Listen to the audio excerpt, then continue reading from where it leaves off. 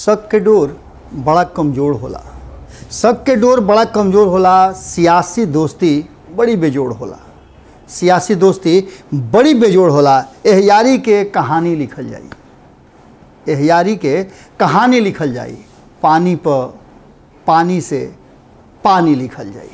गोड़ लागत नहीं हेरा से अभिनंदन बरुआ लोग के अपना कार्यक्रम जना के नाम हो खूटा ठोक के। भारत लाइव रुआ लोग खातिर एकदम पूरी तरह से समर्पित बा और ये पूरा टीम रुआ लोग के बिहार और ये देश दुनिया से जुड़ल जौन रउआ सरोकार के बात बा ओकरा खातिर अपन देह नपले बा। ई बात रुआ लोग के बुझात भी होई और रुआ लोग एक खातिर हमनी के एप्रिसिएट भी करीले। हमनी के एकरा खातिर रुआ लोग के आशीर्वाद खातिर बहुत बहुत पहले तो हाथ जोड़ी बा। दसों नौ जोड़ के रुआ लोग के प्रणाम करतनी। आज के विषय जौन बा वो विषय में एक बार फिर से देखिए, बिहार जब भी बिहार के बात करी लेना तो नीतीश कुमार के बात हुई, लालू प्रसाद के बात हुई, सुशील मोदी के बात हुई और भी बहुत लोग के बात हुई। वर्तमान राजस्व के बात करता नहीं। एकरा अलावे जौन छोट या बड़ जौना तरीका से भी बिहार के बारे में सोचा तारे, बिहार के लेके आगे बढ़ा तारे, उस सब लोग के चर्चा जरूर हुई। वर्तमान चर्चा यह बात के लेकर के बा कि नीतीश कुमार जी जौन 2005 में बागडोर पकड़ले रहन, आखिर उनकर हाथ ढील कैसे पड़ गई, उनकर खूंटा के जौन पगहा रहे वो कमजोर कैसे पड़ गई। तो एकरा पीछे बहुत सारा चीज़ बा। रुआ देखब ना कि रुआ पगहा बांधत बांधत देखब कि रसरी जब खूंटा पर बन्हाए लगेला और ऊपर जब बाछा खूब ऐसे से दौड़ेला नु तो ऊपर दाग पड़ जाला। या तो खूंटा बदले के पड़ेला या फिर पगहा बदले के पड़ेला, कारण कि संगे संगे पगहवो कमजोर हो जाला। अब स्थिति हो गई बा कि नीतीश कुमार जी जितना आराम से चलत रहे हा रुआ शुरुआती दौर याद हुई। 2005-2010 में नीतीश कुमार जी बड़ा अपना के एकदम अलग छवि के रखले रहन। अगर एक जगह 5 गो नेता बैठल रहे तो नीतीश कुमार जी अलगे लौकत रहन, उनकर छवि भी अलग रहे। भारतीय जनता पार्टी माने काजर के कोठरी में जाके रुआ करीखा ना लागो तो एक से बड़ रुआ विशेषता का हो सकेला। भारतीय जनता पार्टी में रह करके भी नीतीश कुमार जी कभी ओकरा दाग से दागदार ना भइले। जैसे कि रुआ बार बार पता बा कि भारतीय जनता पार्टी के कैसे अलग अलग तरीका से कहल जाला कि सांप्रदायिकता के करेला, फलाना करेला, ठेकाना करेला, चीज़ के बदल देवेला, आपस में एक दूसरा के लड़ा के अपन वोट बैंक तैयार करेला। लेकिन ये सब बात से बिल्कुल अलग नीतीश कुमार जी अपना छवि पर चलत रहन। 2020 के चुनाव से पहले रुआ देखले होगा कि नीतीश कुमार जी कैसे अपना बदौलत भारतीय जनता पार्टी के, हालांकि भारतीय जनता पार्टी के जनाधार के भी कमी नहीं है, आरएसएस होके या ओकर अलग अलग संगठन होके सब भारतीय जनता पार्टी के सत्ता में ले आवे खातिर सपोर्ट करेले। लेकिन एकरा बावजूद भारतीय जनता पार्टी नीतीश कुमार के जौन साथ बा, जौन उनकर आंचरा बा पकड़ के चाहे उनकर गमछी जौन बा छोड़े खातिर तैयार ना रहे, कारण कि ओकरा पीछे पीछे ओकरा सत्ता में आवे के मौका मिल जात रहे। 2015 में एगो स्थिति बनल और नीतीश कुमार जी भारतीय जनता पार्टी के एहसास करौले कि तहरा बिना भी हम बिहार में सत्ता स्थापित कर सकिले और हमार राजनीति सही फली फूली। भारतीय जनता पार्टी के साथ रह के जितना सीट पर लड़ले, 101 सीट पर लड़ करके 70 से ऊपर सीट ले आना कम बात ना रहे, जबकि ओकरा से बेसी सीट पर लड़ करके 122 सीट पर लड़ करके नीतीश कुमार जी अब के लिए मात्र 43 को सीट ले आइल बाड़न। एकरा पीछे कहीं ना कहीं नीतीश कुमार जी के बदलल परिस्थिति बा। कौन बदलल परिस्थिति बा और नीतीश कुमार जी हम काहे कहतनी या रउआ से काहे बात हम करे खातिर आ जाइल बानी कि रउआ लोग अपन विचार लगातार दे रहल बानी कि नीतीश कुमार जी छोड़िए साथ। आखिर बिगड़ गई बा बात, कैसे बात बिगड़ गई बा तो रउआ बुझिए बात के। भारतीय जनता पार्टी नीतीश कुमार जी से तनी मजबूत भइल बा। एकरा पहले नीतीश कुमार जी कमजोर रहस चाहे भा मजबूत रहस, एनडीए में उनकर तूती बोलत रहे। ये बात रउआ लोग से कई हाली कहले बानी, रउआ लोग जानतो बनिए बात के। अब स्थिति का हो गई बा कि नीतीश कुमार जी जब जब रुआ देखले हो कब दोनों के विचार, वैचारिक भिन्नता, राजनीतिक कार्यशैली सब अलग अलग रहे, लेकिन ओकरा बावजूद भी संबंध इतना लंबा चलल, ये कम बात नहीं है। इस खाली अगर भारतीय जनता पार्टी के चलते चलल बा ऐसा बात नहीं है। भारतीय जनता पार्टी भी मौका बेमौका जब भी जरूरत महसूस होल बा तो अपना के झुकौले बा, और नीतीश कुमार जी झुकौले बाड़े तो भी संबंध चल बा। हालांकि नीतीश कुमार जी कम झुकौले बाड़े, कारण कि नीतीश कुमार जी के आपन आइडियोलॉजी रहे, अपना स्टैंड पर चलत रहन और अपना शर्त के राजनीति करत रहन।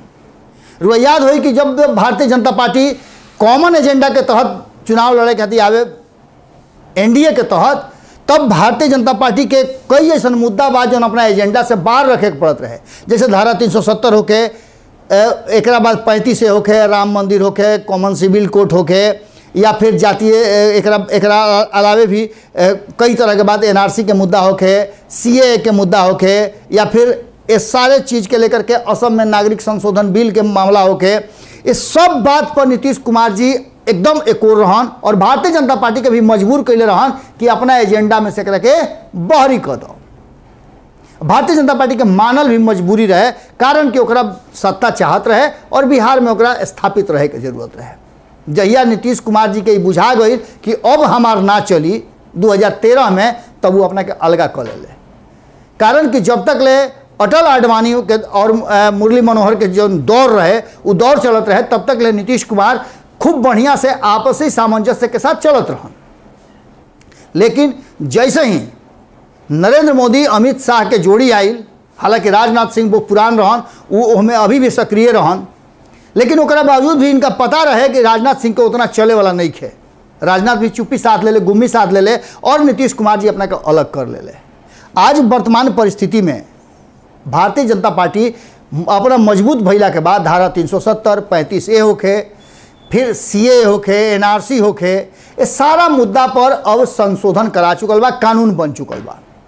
रहल सवाल राम मंदिर के, तो राम मंदिर के भी न्यायालय से फैसला हो गई बा, और आज के दिन ही जब रुआ से हम बात कर रहा बानी, 1 साल पहले प्रधानमंत्री नरेंद्र मोदी राम मंदिर बने खातिर पूजा पाठ कैले रहन।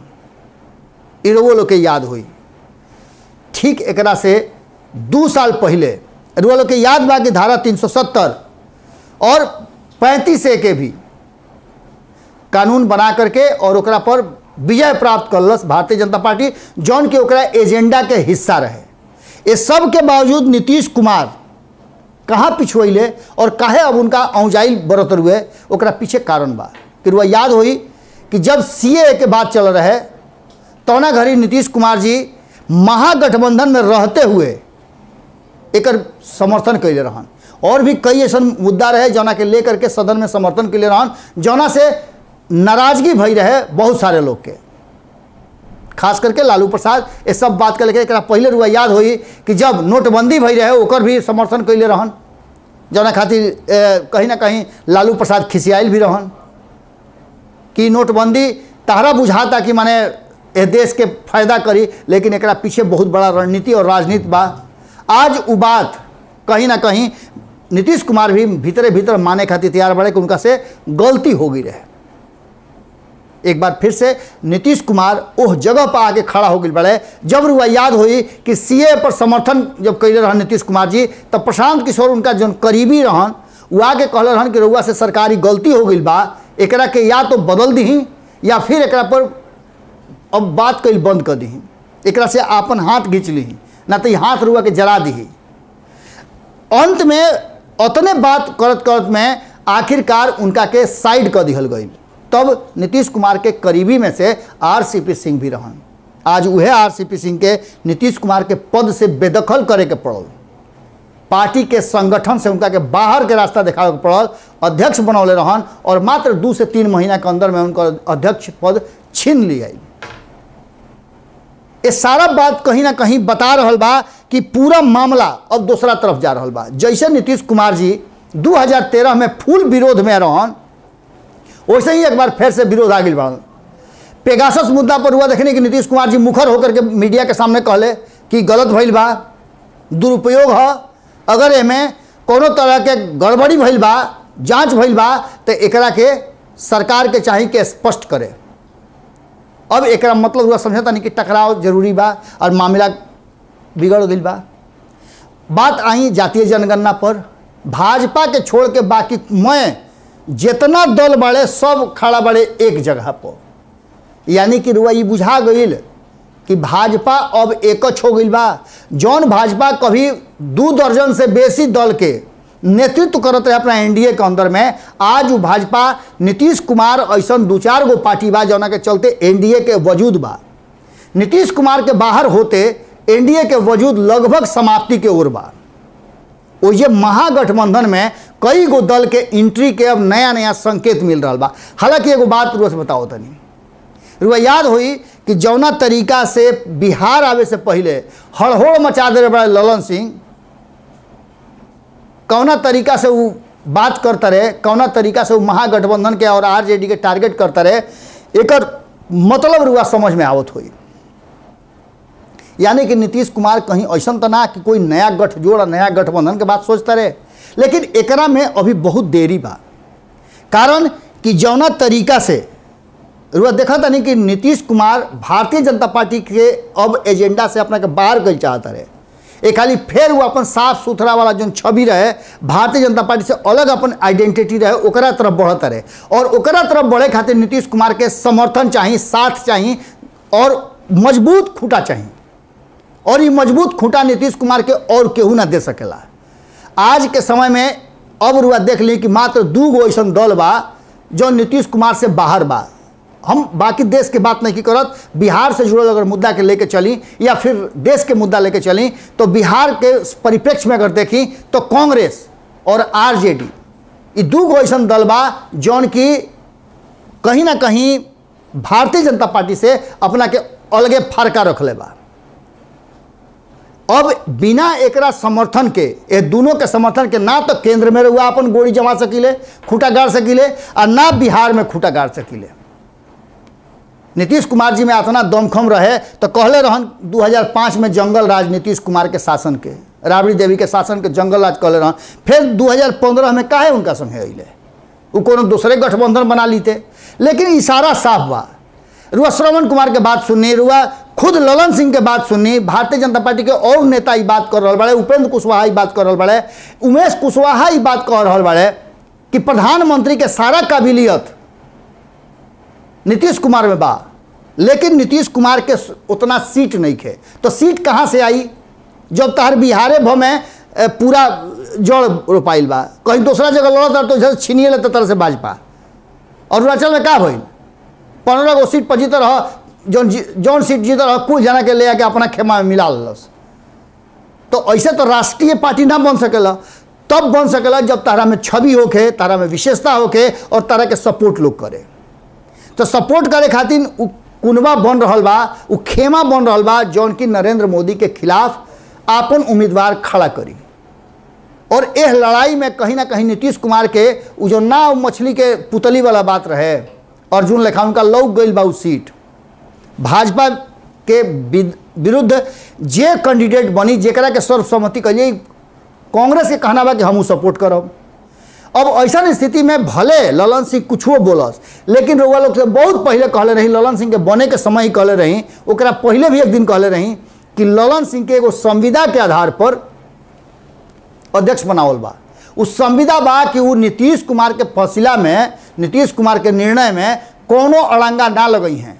अपना जो उनका संगठन खातिर करे के बाद तो करस, लेकिन ललन सिंह ऐसा ना हो सकेला कि जैसे नीतीश कुमार के विरुद्ध आरसीपी सिंह जाके मंत्रिमंडल में शामिल हो गए और कहे लगले कि नीतीश कुमार जी के बिना आदेश के हम नहीं गई। वैसे ललन सिंह अब ऐसे ना कर सकेले। ललन सिंह के नीतीश कुमार के बात माने के पड़ी और ये पूरा मामला अब वो दिशा में जा रहा बा जहां राजनीतिक स्थिति और ये बिहार के अलग दिशा देवे के तैयारी चल रहा बा। ये पूरा कवायद में कहीं ना कहीं जौना तरीका से सारा लोग व्यवस्था कर रहा बा और ये बात कह रहा बा कि कम से कम 200 सीट नीतीश कुमार के निष्पक्ष एकदम समर्थन चाहिए, जौन की कहाँ से होई रुआ पता बा।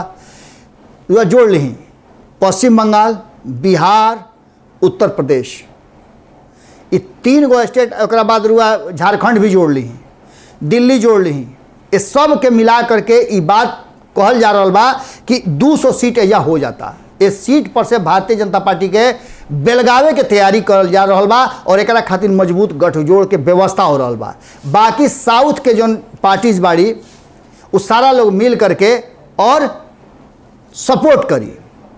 एक बाद नवीन पटनायक सपोर्ट करी हैं, इस सब लोग मिल करके सपोर्ट करी केंद्र खातिर। जब उनका के राज्य में पूरी तरह से नीतीश कुमार और वो गठबंधन के, अगर नीतीश कुमार वो गठबंधन में शामिल होता तो सबके वो सपोर्ट करी। तब जैसे उत्तर प्रदेश में चुनाव होने वाला बा और भी कई राज्य में, उत्तराखंड में चुनाव होने वाला बा, ये सब राज्य में महागठबंधन यानी जो एक बड़ा गठबंधन बनी, जो कहल जा रहा कि महागठबंधन नाम दे वाला नीतीश कुमार हवे, तो वह पूरे गठबंधन के लोग एक साथ होकर के भारतीय जनता पार्टी के विरुद्ध जे जहां मजबूत हुई ओकरा के सपोर्ट करी।